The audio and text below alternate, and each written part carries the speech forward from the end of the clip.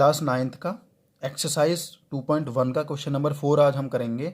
और मेरी एक बात ध्यान रखना कि हमेशा मैथ को हल्के में लेके चल रहा है, बहुत ही आसान तरीके से। हल्के में क्यों लेना है? क्योंकि हम अगर फॉर्मूलाज वगैरह और हम किसी भी क्वेश्चन को बढ़िया बेहतर तरीके से समझ रहे हैं तो हमारे लिए मैथ कोई बड़ी बात नहीं है, हम आसान तरीके से मैथ को कर सकते हैं।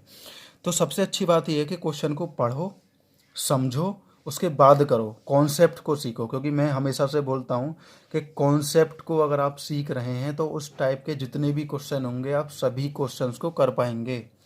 जैसे कि मैं क्वेश्चन नंबर 4 बता रहा हूँ, तो इस क्वेश्चन नंबर के कॉन्सेप्ट को समझना। तो इस क्वेश्चन को करेंगे कैसे, शुरू करते हैं। सबसे पहले क्वेश्चन को समझते हैं।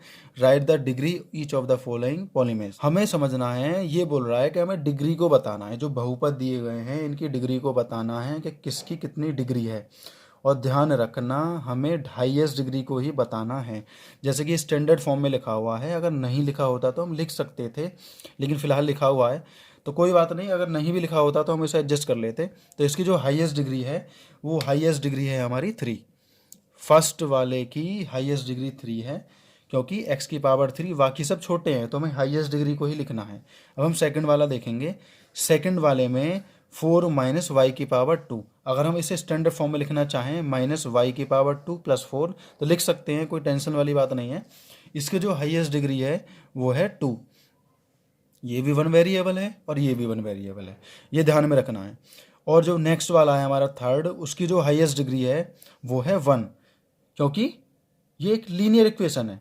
इक्वेशन हम कब बोलेंगे जब इक्वल्स टू करके 0 आ जाएगा, लेकिन ये लीनियर पॉलिनोमियल है, ऐसे बोल सकते हैं। तो इसकी जो हाईएस्ट पावर है वो 1 है।